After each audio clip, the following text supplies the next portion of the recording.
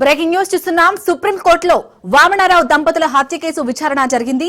2021లో advocate వామనారావు దంపతులు హత్యకు గురయ్యారు. మంతని హైవేపై దుండగులు హత్య చేశారు. దీంతో కేసును విచారణ చేసిన సుప్రీంకోర్టు సీబీఐకి అప్పగిస్తూ ఉత్తర్వులు వెలువరించింది.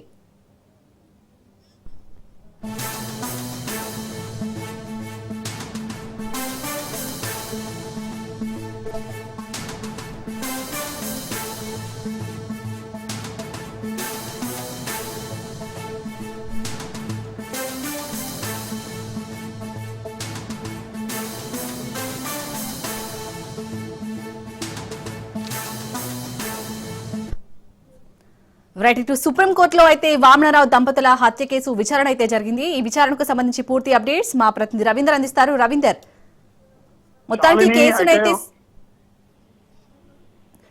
మొత్తానికి ఈ కేసును సుప్రీంకోర్టు అయితే ఇటు సిబిఐకి అప్పగించినట్టుగా తెలుస్తుంది. అప్డేట్స్ ఏంటి? శాలిని అయితే 2021 సంవత్సరంలో వామనరావు దంపతుల హత్య అతి కిరాతకంగా కూడా చేయడం జరిగింది. అయితే మంతనికి సంబంధించి హైవే పైన అడ్డగించి ఒకవైపు వాళ్ళు అతి కిరాతకంగా అందరూ చూస్తుండగానే నరికి పడవేసి అక్కడ వెళ్లిపోయిన పరిస్థితుల నేపథ్యంలో అప్పటి నుంచి ఇప్పటి వరకైతే ఆ కేసు పెండింగ్ లోనే ఉంది. ఒకవైపు ఉన్న సమయంలో వాళ్ళ తండ్రి సుప్రీంకోర్టును కూడా ఆశ్రయించడం జరిగింది. సుప్రీంకోర్టును ఆశ్రయించి ఈ కేసును ఒకవైపు సిబిఐకి అప్పచెప్పాలి, మాకు న్యాయం జరగలేదనే కోణంలో అతను సుప్రీంకోర్టుకు అర్జీ పెట్టుకోవడం జరిగింది. సుప్రీంకోర్టు న్యాయవాది అయితే ఒకవైపు తీర్పు ఇవ్వడం జరిగింది.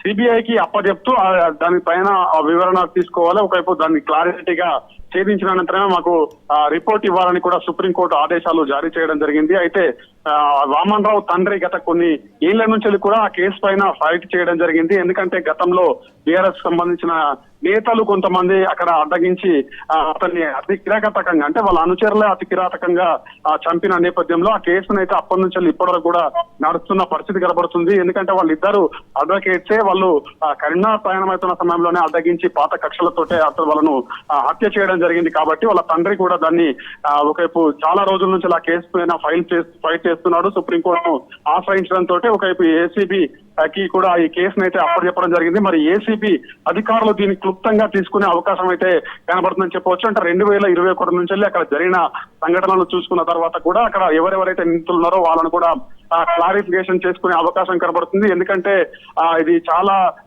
ప్రతిష్టాత్మకంగా తీసుకోవడం జరిగింది వాళ్ళ తండ్రి.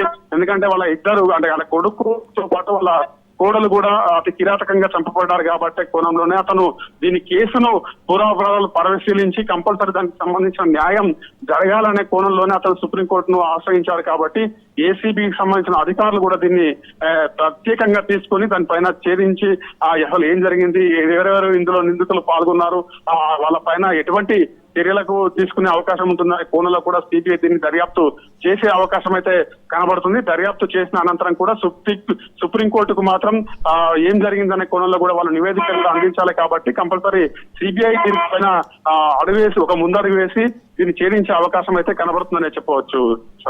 Right, thank you Ravinder.